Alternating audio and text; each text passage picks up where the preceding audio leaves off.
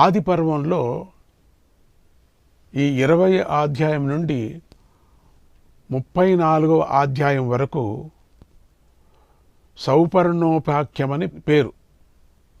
ఇందులో గరుత్మంతుని కథ చెప్పబడింది. చాలా ఉపాఖ్యానాలు ఉన్నాయి దీంట్లో. సూత మహర్షి ఇలా చెప్పాడు. అమృతోత్పత్తి సందర్భంలో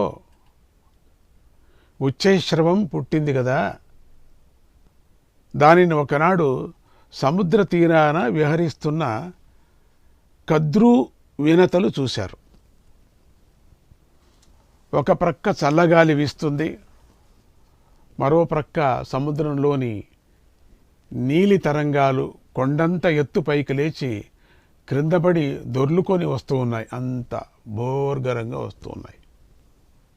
ఒడ్డున ముత్యాలను పోస్తున్నాయి. వచ్చి వచ్చి వచ్చి అట్లా ఆ నురుగు అంటామే, ఆ నురుగు అట్లా పోస్తుంది తీసుకొచ్చి. అట్లా ముత్యాలు పోసినట్టు చిక్కు చిక్కు చిక్కు చిక్కుని వస్తూ ఉంటాయి. దాన్ని అట్లా చూస్తూ ఉంటే ఎన్ని గంటలైనా చూస్తూ ఉండాలనిపిస్తుంది.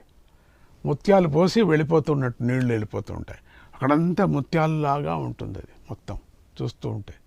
ఒక్క క్షణంలో మళ్ళీ ఇవన్నీ టక్ టక్ టక్ టక్ టక్ ఆ గాలి బుడకలు ఒక క్షణంలో అన్నీ వెళ్ళిపోతాయి.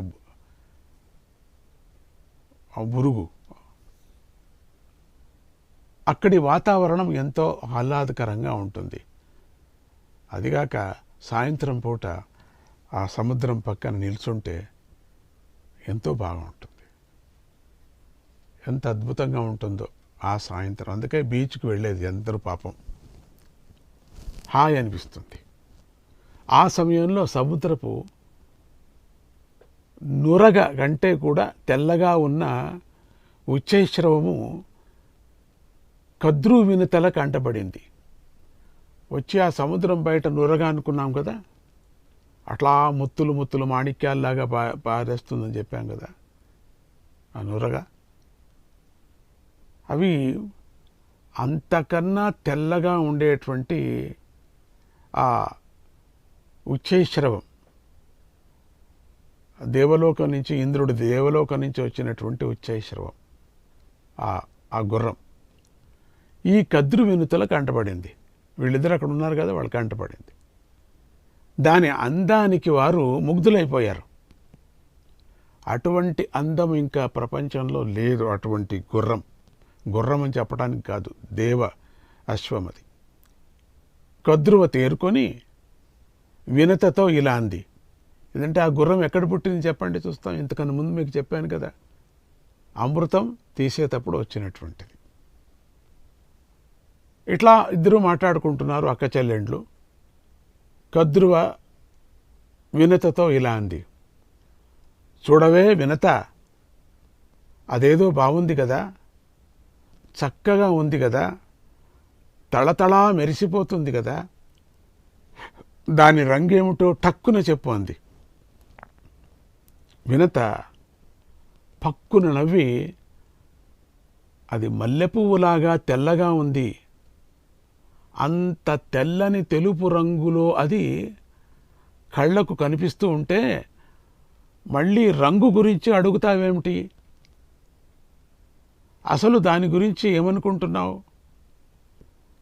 మనస్సులో ఏమి ఆలోచిస్తున్నావు? నీతో పందెం కాస్తా, పోనీ దాని రంగేమిటో నువ్వు చెప్పు అంది. వెంటనే కద్రువ ఇలా అంది. ఏంటి ఇట్లా అడుగుతున్నావు నువ్వు? కృష్ణవాలమహం మన్యే హయమేనం శుచిస్మితే ఏహి సార్థం మయా దీవ్య దాసీభావాయ భామిని. అది మొత్తం తెల్లగా ఉంది, దాని తోక మాత్రం నల్లగా ఉంది. నీకు చేతనైతే నాతో పందెం చెయ్యి. ఇదేంటిది, మొత్తం అంతా తెల్లగానే ఉంది కదా, తోక ఏమిటి ఇట్లంటుంది?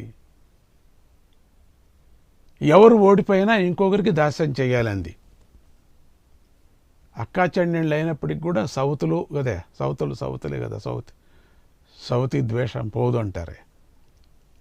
గుర్రం తెల్లగానే ఉంది, దాని తోకే నల్లగా ఉంది.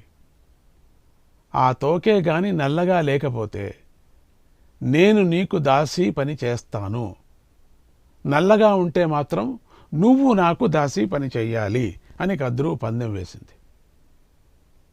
దానికి వినత ఒప్పుకుంది. ఎందుకంటే అది తెల్లగా ఉంది కాబట్టి. మనసులో అనిపించింది, ఓడిపోతుందిలే ఎట్లా, అన్యాయంగా అక్క నాకు సౌతి అయిపోతుంది, దాసి అయిపోతుంది అనుకుంది. ఒప్పుకోదు. సౌతలిద్దరూ కూడా పందెం అంటే పందెం అనుకున్నారు. ఊరికే వండుకోకుండా పందెం కాశారు. సంగతి తెలుసుకుందామనుకున్నారు. ఎవరికి వారు తమ పందెమే నెగ్గాలనుకున్నారు. రేపు వచ్చి తేల్చుకుందాం అనుకున్నారు. రేపు వచ్చి మళ్ళీ తేల్చుకుందాం, ఇప్పుడు వద్దులే. ఉక్రోషంతో రుసరుసలాడుతూ అక్కడి నుంచి వెళ్ళిపోయారు ఇద్దరు కూడా. ఇద్దరు ఆడవాళ్ళకి కోపం వస్తే ఏమైనా చేయగలరు. ఇద్దరు ఆడవాళ్ళు ఒకటైపోతే ఏమైనా చేయగలరు. ఇద్దరు ఆడవాళ్ళు ఒకచోట చేరి మాట్లాడితే అసలు ఆ ఊరు నిలబెట్టగలరు. అట్లా అంత శక్తి వాళ్ళకు ఉన్నది, మంచిగా వెళితే వాళ్ళు. ఆ రాత్రి సమయంలో కద్రువుకు నిద్రే పట్టలేదు. వినతను ఎలా మోసం చేయాలా అనుకొని బాగా ఆలోచించింది. తన 1000 మంది పిల్లలను పిలిచేలా అంది. 1000 మంది పాముల పిల్లలు ఉన్నారు కదా, వాళ్ళు ఇచ్చారూపి. ఎప్పుడంటే అప్పుడు మనుషులు కావచ్చు, పాములు కావచ్చు, అంతే. పాములు ఎక్కువ వాళ్ళ స్థితినే అది. అబ్బాయిలు, నేను ఒక ఆపదలో చిక్కుకున్నాను, దాని నుంచి మీరు నన్ను గట్టెక్కించాలి. పెద్ద పనేం కాదు, చాలా చిన్న పని. నన్ను మీరు ఆదుకోవాలి, నన్ను గెలిపించాలి అంతే. ఈరోజు పొద్దున్నే ఆ వినతతో నేను పందెం వేశాను. ఆ పందెం ప్రకారం దాని తోక నల్లగా ఉంటే నేను గెలుస్తాను, అప్పుడు అది నాకు దాస్యం చేస్తుంది. దాని తోక నల్లగా లేకపోతే నేను ఓడిపోతాను, అది గెలుస్తుంది. నేను దానికి దాస్యం చేయాలి. ఇది విషయం. ఇప్పుడు మీరు ఆ ఉచ్చైశ్రవం యొక్క తోకను చుట్టుకుంటే ఆ తోక రంగు మారుతుంది. మీరు అంత మాత్రం చేస్తే చాలు. నాకు ఆపద తొలగిపోతుంది, గండం గడిచిపోతుంది, నేను సుఖంగా ఉంటాను. ఈ పందెంలో నన్ను గెలిపిస్తారో ఓడిస్తారో మీకే వదిలేస్తున్నాను అంది. అప్పుడు ఆ పాములు ఆలోచనలో పడ్డాయి అన్నీ కూడా. అప్పుడు కద్రువుతో చెప్తున్నాయి, అమ్మా ఇది అధర్మం కదమ్మా, వినతమ్మ నీకు సొంత చెల్లెలు కదా, పైగా మాకు పిన్ని, మేము పినతల్లికి మోసం చేయలేము, నీ కోరిక తీర్చలేము, క్షమించు అన్నాయి. పినతల్లి చాలా మంచిది కదా అమ్మా, వీళ్ళందరికీ పినతల్లి అంటే చాలా ఇష్టం. ఎందుకమ్మా అట్లా చేస్తున్నావు? కద్రువుకు కోపం వచ్చేసింది. ఆవిడికి ఏదో మంట లోపల, అద్భుతమైనటువంటి గరుక్మంతుడు పుట్టాడే దానికి, అది అందుకని ఏదో కోపం లోపల మొత్తానికి. ఎట్లన్నా కానీ దాన్ని ఏమన్నా చేయాలని చెప్పేసి కద్రువు కోపం వచ్చేసింది బాగా. ఇలా అంది, ఎంతో కష్టపడి మిమ్మల్ని పెంచి పెద్ద చేసినందుకు మీరు ఇచ్చే ప్రతిఫలం మీద ఎంత కష్టపడ్డా మిమ్మల్ని పెంచాలంటే, 100 మందిని పెంచేదేం కష్టం, ఎంత కష్టం తెలుసా? ఒకటి అట్లా పోతుంది, ఒకటి ఇట్లా పోతుంది, ఒకటి సందులో దూరుకుంటుంది, ఇంకోటి ఎక్కడో పోతుంది, ఎక్కడ ఏమి పట్టుకుపోతుందో, ఎక్కడే కాకెత్తకపోతుందో, ఎక్కడే గూబెత్తకపోతుందో. మిమ్మల్ని ఎంత రక్షణ చేసుకున్నాను మిమ్మల్ని. ఒక తల్లి నేను, ఇంత తల్లిగా ఉండి ఎంత మీకు నా ప్రాణం ఇచ్చేశాను. నేను ఎంతో ప్రాణంగా చూసుకున్నందుకు మీరు చూపించే కృతజ్ఞత ఇదే. అయితే నా మాట కూడా వినండి, మీరందరూ కూడా జనమేజయ మహారాజు చేసే యజ్ఞంలో భస్మమైపోండి అని శపించింది. ఇంకేముందండి, ఎంత మంచిదికేమో అనిపిస్తుంది. ఈ 100 పాములు 1000 1000 పాములు అయిపోతాయి, 1000 పాములు అయ్యి 1,00,000 పాములు అయిపోతాయి, 1,00,000 పాములు మామూలే కదా అంతా. ప్రపంచమంతా పాములే అయిపోతే తల్లినే శాపం పెట్టేసింది. ఆ యజ్ఞం ఎందుకు వస్తుందని ఆ లింకు రావటానికోసం వ్యాస భగవానుడు మనకు నేర్పిస్తున్నాడు. ఆ శాపాన్ని బ్రహ్మదేవుడు విని వెంటనే తథాస్తు అన్నాడు. అదే కావలసింది. దేవతలు కూడా తథాస్తు అన్నారు. ఎంత బాగుంది. ఆ శాపం, తల్లి శాపం పెడుతూ ఉండగానే బ్రహ్మదేవుడు తథాస్తు అన్నారు, మిగతా దేవతలంతా తథాస్తు అన్నారు. యుక్తం మాత్రా కృతం తేషాం పరపీడోపసర్పిణాం అన్యేషామపి సత్వానాం నిత్యం దోషపరాస్తు యే తేషాం ప్రాణాంతకో దండః దైవేన వినిపాత్యతే ఏవం సంభావ్య దేవస్తు పూజ్య కద్రూంచ తాం తదా. ప్రాణికోటికి మేలు జరగాలనే దృష్టితో దైవవశాత్తు కద్రువ తన పిల్లలకు తానే శాపమిచ్చి మేలు చేసింది. చూడండి, ఇదంతా జరగటానికే ఈ వీళ్ళిద్దరికి పందెం కాచుకున్నారేమో అనిపిస్తుంది. కేవలం మానవులకే కాదు, తప్పు చేసిన ఇతర ప్రాణులకు కూడా దైవమే ఇలాంటి ప్రాణాంతకమైన శిక్షను విధిస్తుంది. ముందుగానే తీర్మానం చేసి పెట్టింటారు పరమాత్ముడు. అందరినీ దైవమే నడిపిస్తుంది, అందరికీ దైవమే మేలు చేస్తుంది.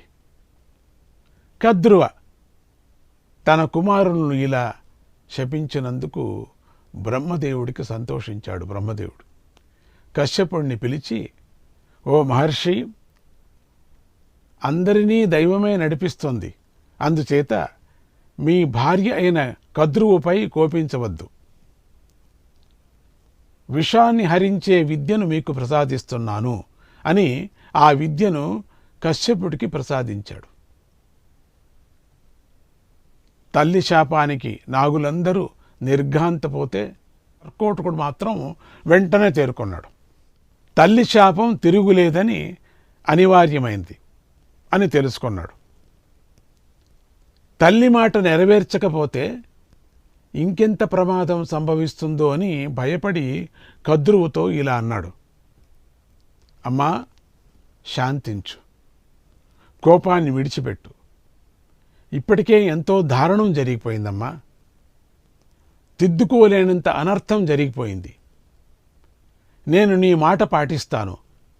మిగతా వాళ్ళందరికీ శాపగ్రస్తులైపోయారు, వాళ్ళు వాళ్ళ కుటుంబాలు. ఇది మాత్రం ఒకటి ఎందుకో తేరుకొని చెప్తుంది, నీ మాట నేను పాటిస్తాను, నువ్వు చెప్పినట్లే నడుచుకుంటాను. నా నల్లని శరీరంతో, కర్కోటకుడికి శరీరం నల్లగా ఉంటుంది, కర్కోటక సర్పము అని, ది కింగ్ కోబ్రా అని అంటారు దాన్ని. ఇప్పటికీ కూడా అప్పుడప్పుడు కనపడుతూ ఉంటాయి అవి అంతే. ఇంకా అస్సలు ముట్టుకుంటే చాలు విషమేవి, కరిస్తే కాదు, ఇక ముట్టుకుంటే చాలు. నా నల్లని శరీరంతో ఆ గుర్రం యొక్క తోకనే మిరింగేస్తాను, చుట్టేసుకుంటాను. తోకని ఇట్లా మింగేసి అట్లా పట్టుకుంటాను అంతే. ఏం చేయలేను నేను, తోకను మింగలేను, తినలేను, పెట్టుకుంటా. తోకంతా మొత్తం నల్లగా ఉండిపోతుంది కదా. ఆ ఆపద నుండి నిన్ను గట్టెక్కిస్తానమ్మా, పందెంలో నిన్ను గెలిపిస్తానమ్మా అన్నాడు. ఆ మాటలు విని కద్రువ చాలా సంతోషించింది. ఆమె కోపం చల్లారింది, మనస్సు కుదుట పడింది.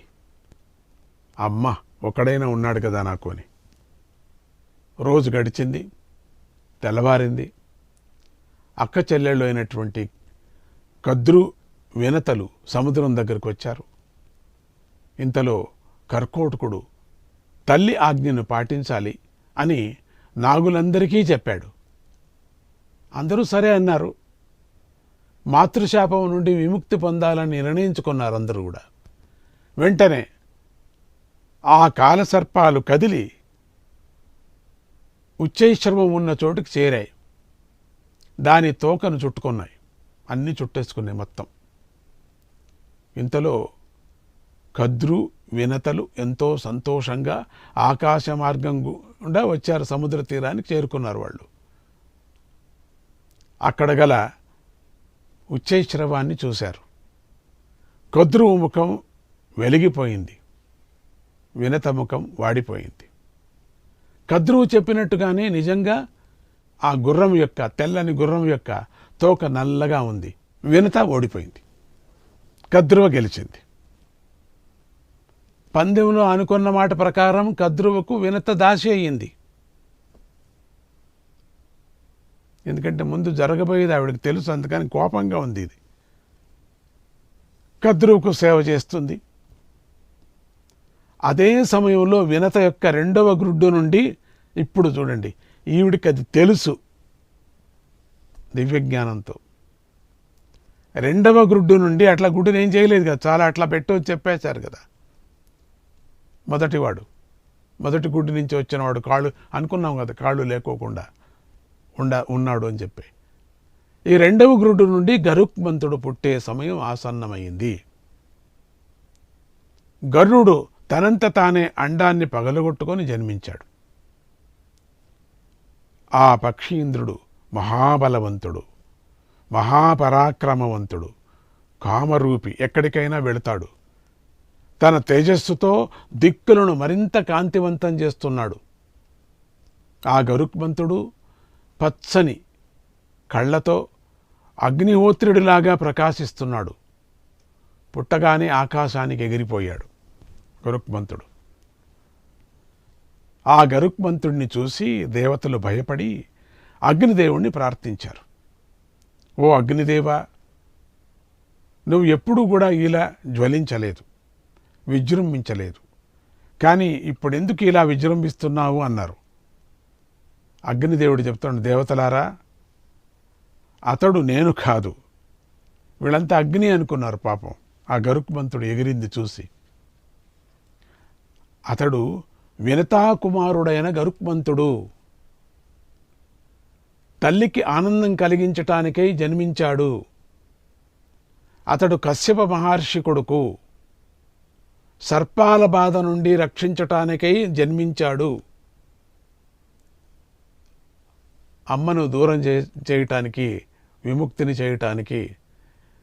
దేవానాంచ హితే యుక్తః త్వహితో దైత్యరక్షసాం. అతడు దేవతలకు మేలు చేస్తాడు, రాక్షసులకు శత్రువు. కనుక మీరు భయపడవలసిన పని లేదు.